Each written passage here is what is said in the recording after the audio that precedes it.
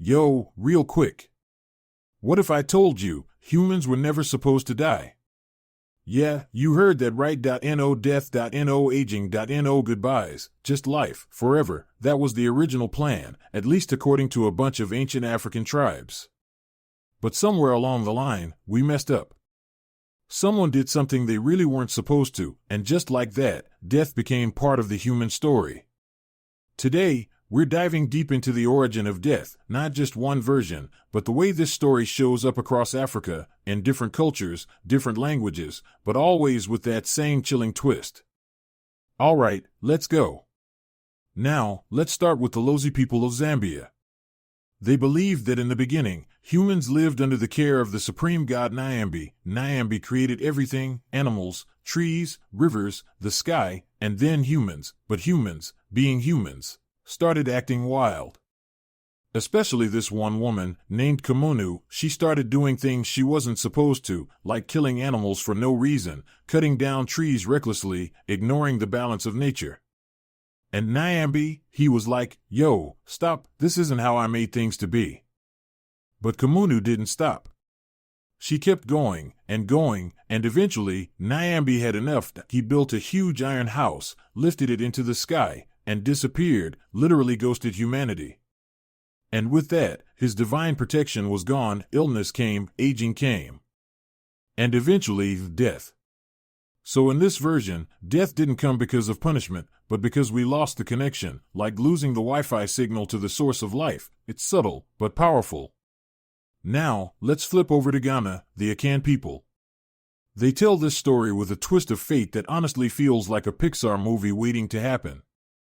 So the god Nyam wanted to deliver a message to humans: you shall live forever. Sounds amazing, right? To deliver the message, he chose a chameleon. Yep, a chameleon, not the fastest dude in the animal kingdom, but hey, maybe Nyam liked the style. But just to be safe, Nyam also sent a toad, carrying a different message: you shall die. Don't ask me why he sent two conflicting messages, but this is where it gets wild. The toad, of course, gets there first. He hops, jumps, skitters his way to the humans and says, yo, death is now part of life, that's the deal. By the time the chameleon shows up, he's like, nah. You got it wrong, you were supposed to live forever. But the humans had already heard the first message, and in many of these stories, the first message is final. So just like that, we missed our shot at immortality, because a toad was faster than a chameleon. Imagine telling your great-great-grandkids, yeah, we could have been immortal, but traffic. Now, let's move over to East Africa, to the Kamba people of Kenya. In their version, the god Nye sends two messengers again, one fast, one slow, same theme, right? The fast one's got the message of death, and the slow one brings life. But here's the twist: when Nye hears that the wrong message got delivered first, he doesn't fix it, doesn't recall the message, doesn't swap it out, he just shrugs and goes, welp, they heard it. That's the one. That hits different. Because it suggests something deeper. Words have power, and once something's been spoken into the world, it's real. There's no rewind button in these stories. No second chances. The wrong word, spoken too soon, can shape the whole future. Alright, now let's head up to Nigeria, home of the Yoruba people. This one's got a more spiritual vibe. The god Olajimere, the creator, sends his messenger, the divine snail Esu, to deliver a choice to humanity. A choice, not a command, that's different. He says, humans can live forever, or they can have children.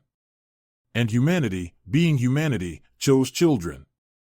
Think about that: immortality, or the ability to leave a legacy, live forever yourself, or pass on a piece of you to the next generation. It's kinda poetic, right? This version doesn't blame a mistake or disobedience. It says, we chose mortality, we chose love, we chose growth, we chose to not be alone in eternity. That's deep. But let's not stop there. There's also the Zonda people of Sudan, and their version is brutal. They say the Creator sent a rope from heaven to earth. Humans could use it to climb back and forth between the two realms, basically, a heavenly elevator. But one day, a woman sent her child up the rope, and something happened. Some say she cut the rope, others say it broke. Either way, the connection was lost. Humans could no longer return to the heavens, and from that moment, death became permanent. See the pattern? Across all these stories, there's always a turning point, one message, one choice, one mistake, one rope that changes everything. But here's what makes African storytelling so rich. It's never just about the plot. These stories carry meaning, lessons, they make you reflect. They're not just telling us why we died, they're asking, how do we want to live? Like, do we live recklessly, like Kamonu?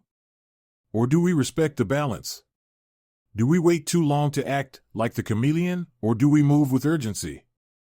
Do we pass down life, knowing it means letting go, or do we try to hold on forever? It's philosophy, wrapped in animals, gods, and folktales. And maybe that's the whole point. Maybe death wasn't a punishment, maybe it was a mirror, a reminder that time matters, that choices matter, that we matter. And despite death being part of life now, these stories tell us it doesn't have to be the end of the story. They say, live well, live meaningfully. Live like every decision could echo for generations. Because in these stories, it usually does. Alright fam, if you made it this far, thank you. I hope this hit you the way it hit me. Let me know in the comments which version spoke to you most. Was it the chameleon one? The Yoruba choice? Or that wild toad? Either way, we've got more stories coming your way, African legends, ancient truths, and myths that still slap in 2025. So hit that like button, subscribe if you haven't already, and share this with someone who needs a little folklore in their life. Till next time, live well and tell your story.